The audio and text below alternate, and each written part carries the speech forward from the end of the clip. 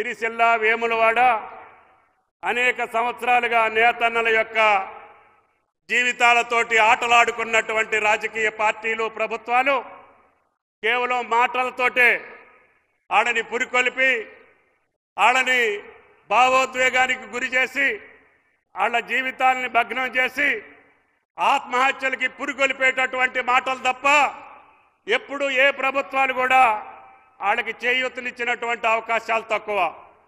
కేవలం పథకాలు రూపొందించారు, మాటలతోటి కాలం వెలబుచ్చారు.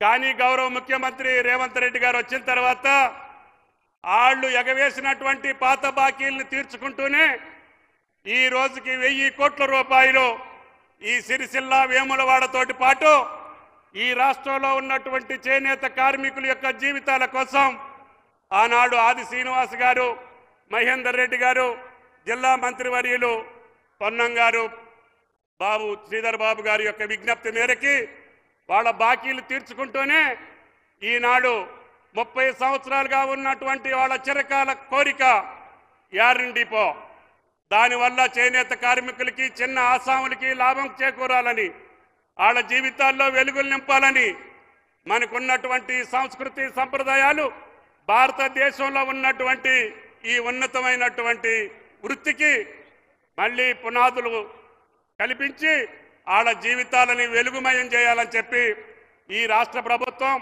రేవంత్ రెడ్డి గారి ప్రభుత్వం సంకల్పించి పాత బాకీలన్నీ తీర్చాం. నేతన్న చేయూతనిస్తున్నాం, నేతన్న బీమానిస్తున్నాం, పావలా వడ్డీ ఇస్తున్నాం. ప్రభుత్వంలో ఉన్నటువంటి అన్ని శాఖలకి ఆదేశాలు ఇచ్చాం. ప్రతి ఒక్కళ్ళు కూడా చేనేత కార్మికులు చేసినటువంటి యొక్క వస్త్రాలనే కొనుగోలు చేయాలని అన్ని డిపార్ట్మెంట్లకి ముఖ్యమంత్రి గారు ఆదేశాలు ఇచ్చారు. తద్వారా 360 రోజులు చేనేత బిడ్డలకి పని కల్పించేటటువంటి సంకల్పం ఈ రాష్ట్ర ప్రభుత్వం తీసుకున్నది అని చెప్పి మీకు ఈ సందర్భంగా మనం చేస్తున్నాం.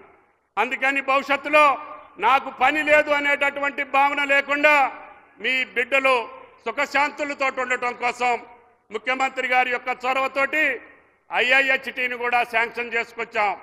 ఈనాడు చేనేత వృత్తి మీద మక్కువ ఉన్నటువంటి ప్రతి బిడ్డ ఆ యొక్క ఇన్స్టిట్యూషన్లో ట్రైనింగ్ పొందితే తప్పకుండా ఇన్స్టిట్యూషన్ నుంచి ఉద్యోగానికే పోయేటటువంటి సంకల్పానికి ఈరోజు స్కిల్ యూనివర్సిటీలోనే దాన్ని స్థాపించాలని పూజ్యులు ఆ రోజున ముఖ్యమంత్రి గారు దాన్ని శంకుస్థాపన ప్రారంభోత్సవం కూడా చేసుకున్నాం.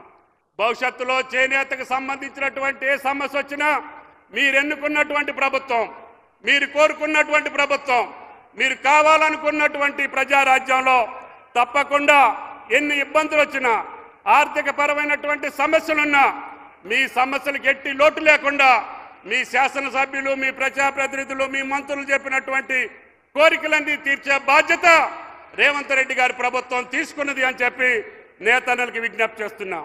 అదేవిధంగా రైతన్నలకు కూడా ఈ ప్రభుత్వం పెద్దపీట వేసింది.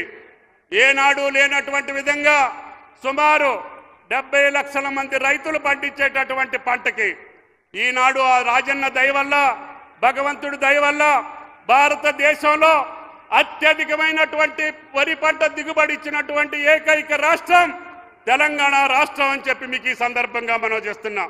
1,53,00,000 టన్నులు, మెట్రిక్ టన్నులు ఈనాడు వరి ఉత్పత్తి చేసినటువంటి తెలంగాణ రైతాంగానికి చేతులెత్తి నమస్కరిస్తున్నాం.